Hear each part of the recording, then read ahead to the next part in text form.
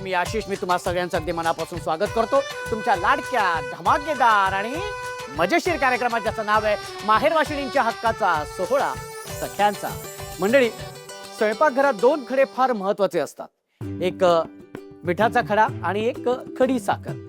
कुठला खडा कधी वापरायचा याची खडा न खडा माहिती माझ्या सखीला असते. म्हणजे संसार मोडणं आणि जोडणं हे आपल्या हातात असतं, पण कुठला खडा कधी वापरायचा, कसा वापरायचा हे ज्याचं त्यांनी ठरवायचं असतं. पण आज मी इथे खडा आहे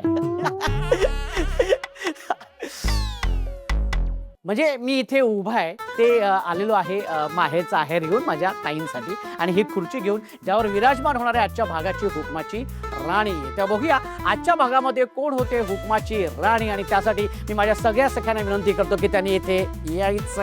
या बरं.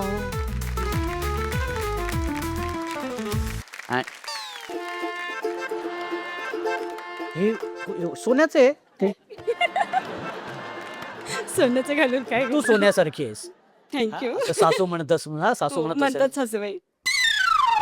अरे प्रत्येक जण आपल्या सासूला घेऊन आले की काय इथे. सासूबाई नमस्कार, कशी आहे सून?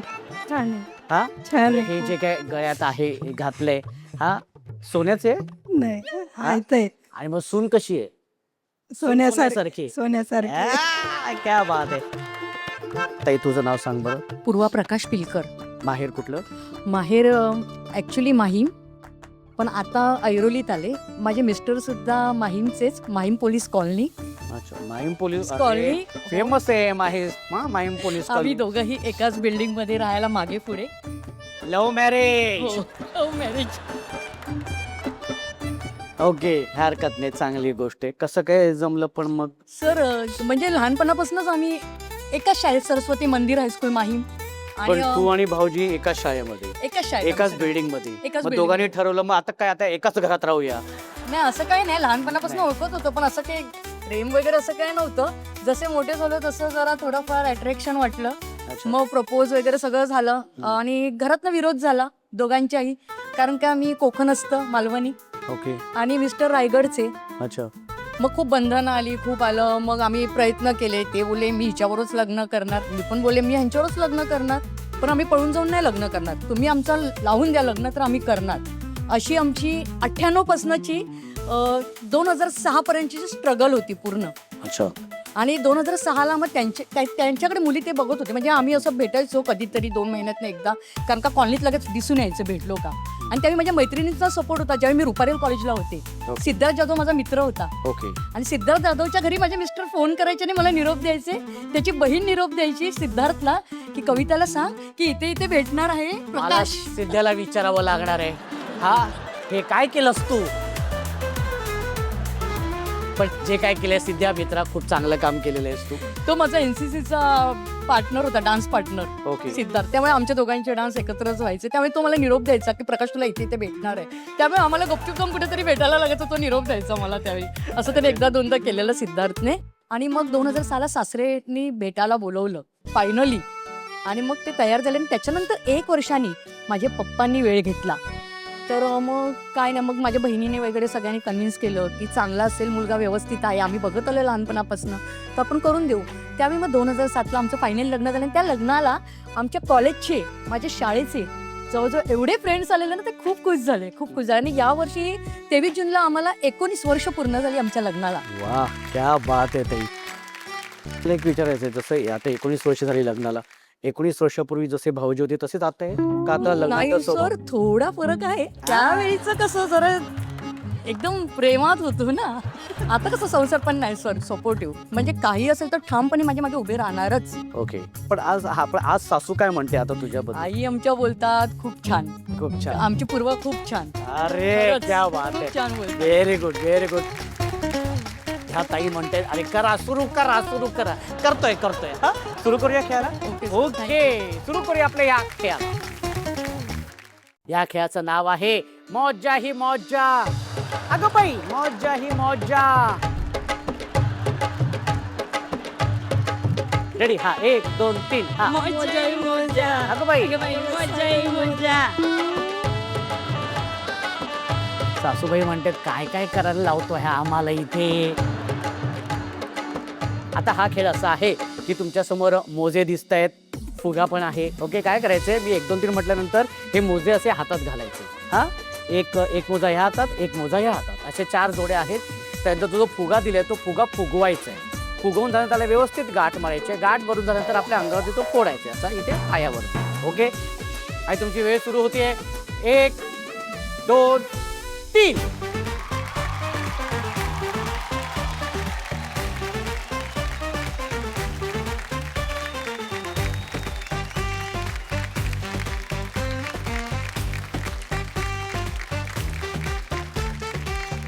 हा, व्हेरी गुड, व्हेरी गुड. लवकर. काहीतरी गेलं इथून, फुगा गेला. अरे बाप या. ओके, हा, आणि असं अंगावरती फोडायचंय, अंगावरती फोडायचंय. यप्पा, ते हात वरती कर. हा, आई हात वरती कर.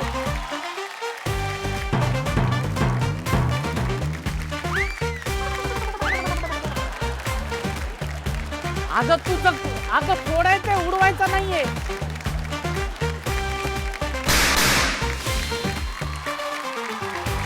असं रे, हा, असं रे फोडायचंय, असं फोडायचंय. हा, एका हातानेच फोडायचंय. लवकर. हा, कुठलं? हा, मग हात वरती करायचे, हात वरती करायचे. हा, ओके.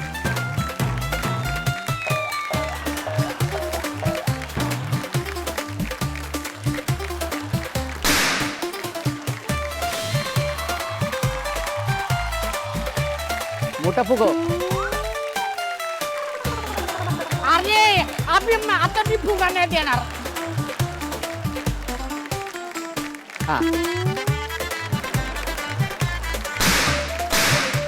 हात वरती करायचा. हा, वेळ संपलेली आहे आणि निर्णय असा आहे की ज्या ताई बाद झालेत त्या मी आधी सांगतो. त्या ताई आहेत जयश्री ताई, त्यानंतर स्नेहल ताई आणि शुभांगी ताई. तुम्ही तिघी जणी मात्र बाद झालेल्या आहेत आणि 5 ताई गेलेल्या आपल्या पुढच्या खेळाकडे.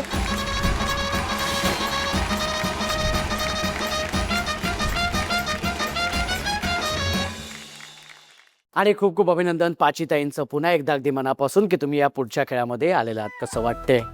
मस्त वाटतंय. सासूबाई पण आहेत सोबत. हो, हा, पण अगदी फायनलला तू आणि सासूबाई गेल्या तर तुला काय वाटतं? कोणी पण झालं तरी चालेल, एकच घरात येणार आहे. पण अजिबात म्हणत नाही सासूबाई झाल्या तर चालेल. तुला काय वाटतं, समजा फायनलला तू आणि ताई आली तर तुला काय वाटतं, कोण होईल? सुनबाई जरी झाली तरी चालेल. बघितलं, ही असते सासू. हा हा, हो, हरकत नाही, मस्करी करतोय. ओके, कोणी झालं तरी मला ह्या भावाला मात्र आनंद होणार आहे. आणि सुरू करूया आपल्या या पहिल्या खेळाला.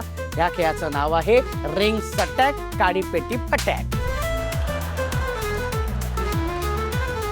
आता तुमच्या समोर रिंग आहेत, तुकडे आहेत, प्लास्टिकचे तुकडे आहेत, ते जोडायचे आहेत. जोडून झाल्यानंतर एक रिंग तयार होईल. ते रिंग तयार झाल्यानंतर तुमच्या अंगाभोवती ती अशी घ्यायचे, खाली सोडून द्यायचे, धावत जायचे आणि त्या काड्या पेट्या दिसत आहेत ना, त्या अशा पद्धतीने उभ्या करायच्या. तिथे एक दाखवले बघा तुम्हाला. हा, अशा पद्धतीने उभ्या करायच्यात. तुमची वेळ सुरू होते. 1 2 3. हो हो, जास्त पट्ट गेलं ना सगळं.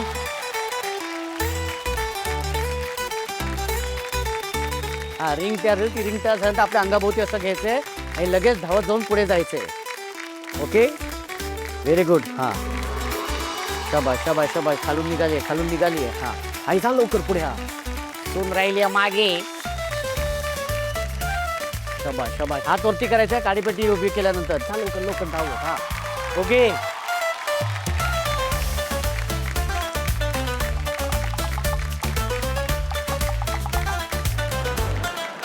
ओके, हात वरती करायचंय. Okay, very good. हा, लवकर लवकर. शाबाश शाबाश.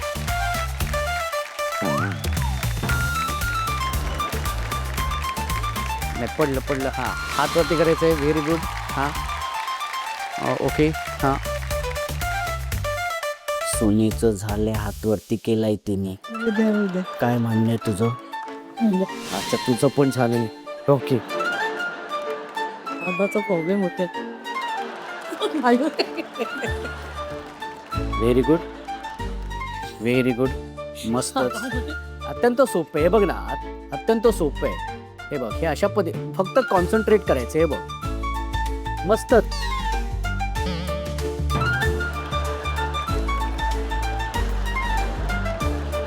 निर्णय तुमच्या समोर आहे. ज्या 2 ताई बाद झालेल्या आहेत, पहिली ताई आहे पूर्वाताई आणि लताताई, तो सुद्धा या खेळातून बाद झालेली आहेस. पण मी असंच जाऊ देणार नाही. सन मराठीकडून तुला भेटवस्तू आहेत.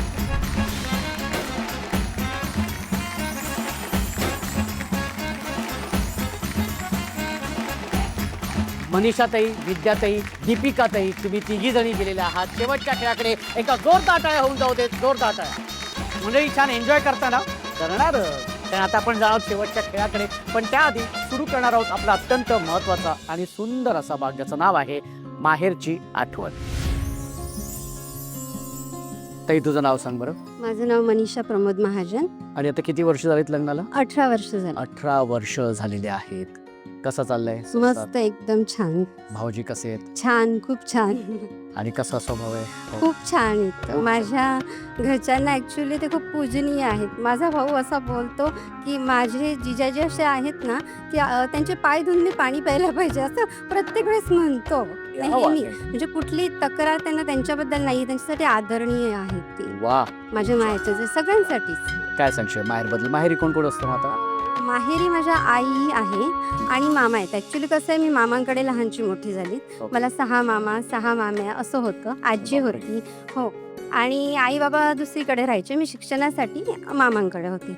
असं होतं. म्हणजे कसं MP मध्ये होतं आमचं गाव, मध्य प्रदेश. तर आईला असं वाटायचं की महाराष्ट्रात शिक्षण झालं पाहिजे माझ्या मुलीचं. त्यामुळे मला तिथे शिक्षणासाठी ठेवलं होतं. मग मी पहिलीपासून तर पूर्ण इथे आपल्या महाराष्ट्रात, मामा महाराष्ट्रात, जामनेर, जळगाव. तर पहिलीपासून पूर्ण माझं जे ग्रॅज्युएशन आहे, DED आहे, ते मी जामनेरलाच केलं पूर्ण. आणि मला असं वाटायचं की माझं एवढं एज्युकेशन झालेलं आहे, ग्रॅज्युएशन, DED, BEd, तर मला म्हणजे चांगला मुलगा मिळावा. आणि आमच्या वेळेस कसं होतं, हुंडा पद्धतीत ती, म्हणजे हुंडा घ्यायची. आम्ही ॲक्च्युली ते येणार होतं की तसं आलो स्थळ वगैरे, हे मी विचारणारच होतो. पण हुंडा पद्धती अजूनही आहे? म्हणजे अजून आता नाही, आता ॲक्च्युली मुलीच मिळत नाहीत मुलांना, त्यामुळे हुंडा बिंडा काय नाही, असा प्रश्न आहे. पण ते कसं होतं, म्हणजे काय, म्हणजे कसं होतं, जर आता रेट त्यांचे ठरलेले होते. डॉक्टर नवरा हवा आहे, डॉक्टर मुलगा हवा आहे, तर 5-6 लाख रुपये त्यांचं. असं इंजिनियर असेल तर ते 2-3 लाख घेणार, लग्न करून द्या, दागिने करून द्या, असं तसं त्यांच्या अपेक्षा असायच्या. आणि शिक्षक वगैरे असेल तर 1-1.5 लाख, पुन्हा लग्न करून द्या, असं त्यांचे रेट होते. म्हणजे पदवीनुसार रेट ठरले? हो हो. ॲक्च्युली एक मुलगा तर मला बघायला आलेला आणि त्यांची पसंती झाली होती आणि थोडं बोलणी चालू होती. तर तो डायरेक्ट बोललेला, म्हणजे माझे मामा बोलले की नाही हो, आमच्याकडनं होणार नाही. तर शिक्षकाचे काय रेट चालू आहे माहिती आहे का तुम्हाला? मग माझे मामा बोलले, अरे हा तर रेटच्या गोष्टी करतो, नाही करायचं, जमणार नाही सांगितलं मग त्यांना आम्ही. असं पण मी ही भाऊजींच्या आधी ही स्थळं सगळी हो, म्हणजे मला ॲक्च्युली 5-6 स्थळे येऊन गेले, पसंती झाली, पण पैशासाठी ते कुठेतरी अडत गेलं, असं आहे. एक माध्यमिक शिक्षक होता, त्यांच्याही बोलणी चालू असताना त्याचे वडील डायरेक्ट बोललेले की तुमच्यासमोर एक असा डोंगर ठेवला आहे, तो तुम्हाला पार करायचा, असं तुम्ही बघा. माझे मामा बोलले नाही, आम्हाला नाही जमत, आमची मुलगी छान आहे, शिकलेली आहे, तिच्यात काहीच कमी नाही, मग आम्ही पैसे कशासाठी द्यायचे. आणि माझंही मत होतं, मुलगा गरीब असला मला चालेल, पण तो आत्ता जेवढे पैसे मागतो, पुढे अजून त्याने मागितले तर मी काय करणार, असं. म्हणून नको. कधी कधी मामांना असं वाटायचं देऊन टाकूया, चांगलं होईल, पण मी म्हणजे नाही, आज ते मागतायत, उद्या अपेक्षा वाटतील ना, प्रत्येक वेळेस मी तुमच्याकडे येणार आहे का की त्यांना द्या काहीतरी, असं म्हणून. असं तर मलाही वाटायचं की हुंडा न घेणाराच मुलगा मला पाहिजे, असं. अच्छा. आणि मग त्या पद्धतीने भाऊजी, पण मग भाऊजींचं स्थळ आलं तेव्हा? मग मला एक स्थळ आलं, तर मग ते बघायला वगैरे आले, त्यांना म्हणजे पसंत पडले मी. मग त्यानंतर त्यांचे आई बाबा आले. मग मामांनी यांना फोन केला, म्हणे अहो तुमचे आईवडील आलेले आहेत, पण असं आहे, काही जमतच नाही असं. मग यांनी विचारलं की काय प्रॉब्लेम आहे, तर त्यांच्या काही थोड्याफार अपेक्षा आहे म्हणे. मग माझे मिस्टर बोलले तुम्ही काय देऊ शकता. माझे मामा बोलले आम्ही फक्त मुलगी आणि नारळ देऊ शकतो. मग तिकडून माझे मिस्टर बोलले की आम्हाला नारळ पण नको तुमचा, मला फक्त मुलगी द्या तुमची, बस.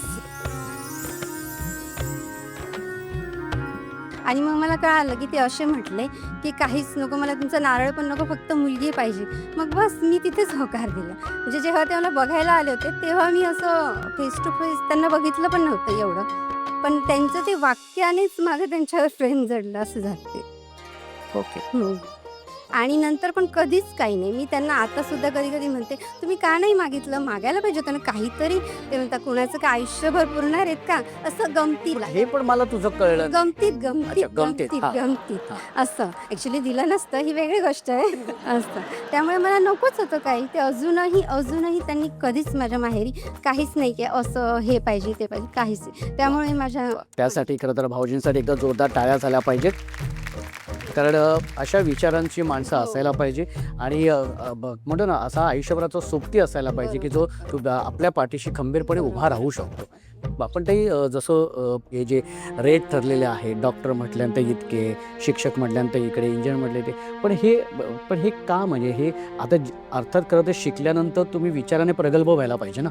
इतकं शिकल्यानंतर की ह्या गोष्टी चुकीच्या आहेत हे कुठेतरी ती जाणीव पण व्हायला पाहिजे. ती होत नाही अजूनही समाजामध्ये. काही ठिकाणी अजूनही ही पद्धत सुरू आहे. काय वाटतं तुला? काय तुला सांग असं वाटतं? आणि ते कसं आहे, त्यावेळेस ती परंपराच एक त्यांना अशी लावून दिलेली होती. मुलगीही शिकत होती, मुलगाही शिकत होता. तरी आईवडिलांना असं वाटायचं की माझा मुलगा एवढा शिकलेला आहे, मग त्याला एवढं मिळालं पाहिजे. मग त्या अमक्याने एवढे पैसे घेतले, मग आम्हाला का नाही मिळाले? आमच्याकडे एवढी शेती. आणि काही मुलीच्या आईवडिलांनाही असं मोठेपणा वाटायचं की ठीक आहे, आम्ही एवढा हुंडा दिला आमच्या मुलीला आणि आमची मुलगी तर सुखात राहील वगैरे, असं काहीतरी वाटायचं. आणि बऱ्याच गोष्टी आहेत त्या अजूनही चालू आहेत. त्यावेळेला असे कॅशमध्ये रक्कम घेतली जायची. आता वेगळ्या पद्धतीने आहेत. लग्न करून देतात आईवडील, दागदागिने देतात आणि स्वखुशीने देतात असं म्हटलं जातं. अजूनही आहेत. पण ह्या गोष्टी चुकीच्याच त्या बंद व्हायला पाहिजे बंद व्हायला actually. पाहिजे. त्याबाबतीत काय सांग? आणि जर आपली परिस्थिती नसेल, जर मुलाचीही नसेल, मुलीचीही नसेल, तर त्यांनी थोडक्यात लग्न करावं. कोर्ट मॅरेज करायला पाहिजे. कशाला पाहिजे हा सगळा दिखावा असं. आणि कधी मुलीचा बाप हे गहाण ठेवतो वगैरे, शेती विकली जाते, असं काय केलं जातं आणि त्यातून ते पैसे दिले जातात. तसं करू नये. आणि मुलीनेही तसं ठाम पाहिजे की जर हुंडा न घेणारा मिळणार असेल तरच मी करेन असा मुलगा पाहिजे. कारण तोच आपल्याला आयुष्यभर साथ देणार आहे ना असं. नाही, नक्कीच बरोबर आहे तुझं. आणि आपण नेहमी म्हणतो की मुलगी शिकली प्रगती झाली, पण मुलगा शिकला की अधोगती होते की काय, असं ह्या गोष्टी सगळ्या ह्याच्यावर तर वाटतं. मला असं वाटतं की आपण पुरुषांनी सुद्धा या गोष्टींवरती गांभीर्याने खरं तर विचार करायला पाहिजे. पण मला असं कधी वाटतं माहिती ना की आता जे आहे भाऊजींच्या आधी जी स्थळं तुला आली त्यांना तू असं सांगायला पाहिजे होतंस किंवा असं सांगितलंस का की शिक्षिका तर मी पण आहे, तर मला सुद्धा तुम्ही इतके द्यायला नाही. पाहिजे. त्यांचं कसं आहे, मग नोकरी लागलेली आहे का? म्हणजे एज्युकेशन झालं होतं माझं, मला जॉब नव्हता. अच्छा. काही ठिकाणून तर असंही होतं, जॉब लागला का, जॉब लागल्यानंतर कॉल करा मग आम्हाला असं.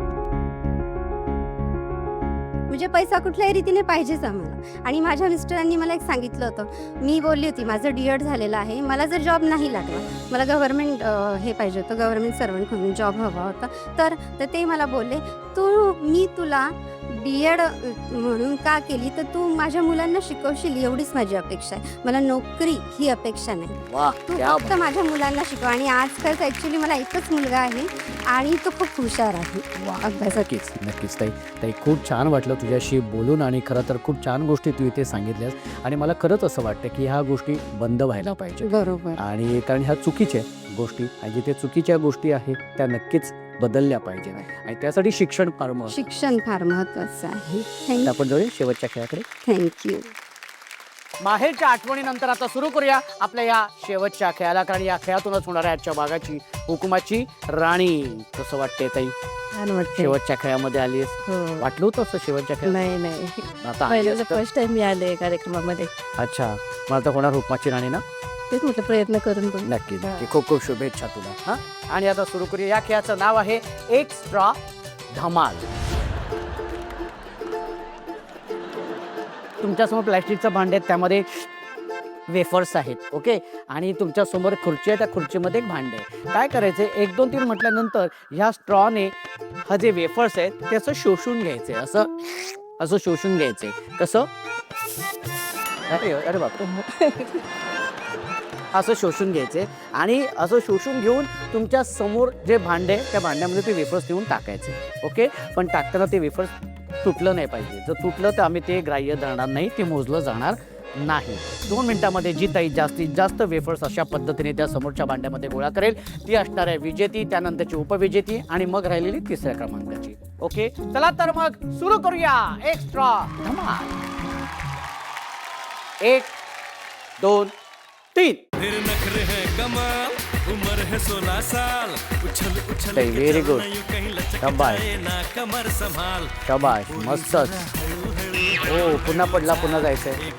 वेफर्सला आणि स्टॉलला हात लावायचा नाही. हा स्टॉलला हात लावू शकता, फक्त वेफर्सला नाही. फिर नखरे हैं कमाल, सावकाश सावकाश सावकाश. साल, उछल उछल के चलना यूं कहीं लचक जाए ना कमर संभाल. ए पोरी जरा हळू हळू हळू हळू चाल, ए पोरी जरा हळू हळू हळू हळू चाल.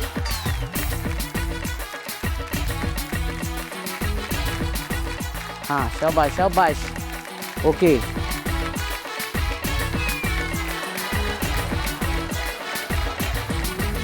शेवटची 10 सेकंद. रुकती है या रुकते रुकते 10, चलती है तू. 9, 8, ए चलते चलते 7, रुकती है या रुकते रुकते 6, चलती है तू. रुकती है तो रुकती 5, है, और काय को यूं पलटती 4, है. तू लायला तिच्या मायला 3, तेरे चाल का ये ताल है कमाल. 2 हळू हळू आणि हळू चाल, ए पोरी जरा हळू हळू 1. हळू चाल. दीपिकाताईंनी किती वेफर्स गोळा केलेले आहेत? हा वेफर्स ग्राह्य धरला जाणार नाही. आणि 5, दीपिकाताईंनी 5 वेफर्स गोळा केलेले आहेत. विद्याताईंनी बघूया किती वेफर्स गोळा केलेले आहेत. 1, 2, 3 आणि 7 वेफर्स. Very good. मनीषाताई, अरे बापरे. मनीषाताई 1, 2 आणि 9 वेफर्स गोळा केलेले आहे. निर्णय तुमच्या समोरच आहे. निर्णय असा आहे की 3ऱ्या क्रमांकाची ताई ठरलेली आहे दीपिका ताई. ताई, खूप खूप अभिनंदन तुझं. सन मराठीकडून तुला भेटवस्तू आहे. आणि उपविजेती ताई ठरलेली आहे विद्याताई. एकदा जोरदार टाळ्या होऊन जाऊ देत. आणि ताई, तुला मिळतोय सन मराठीकडून तुझ्या हक्काचा माहेरचा आहे इंडक्शन. Okay, very good. आणि अर्थातच आजच्या भागाची हुकुमाची राणी ठरलेली आहे मनीषा ताई. एकदा जोरदार टाळ्या होऊन जाऊ दे.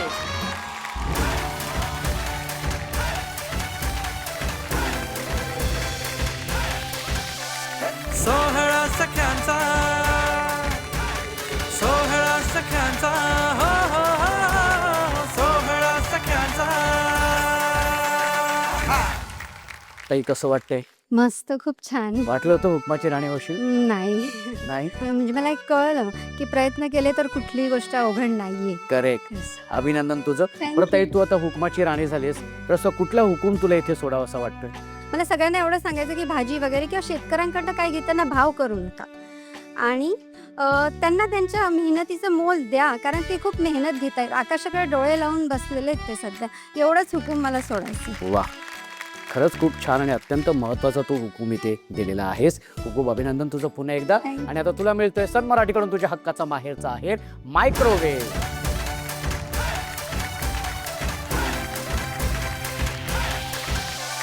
सोहळा सख्यांचा,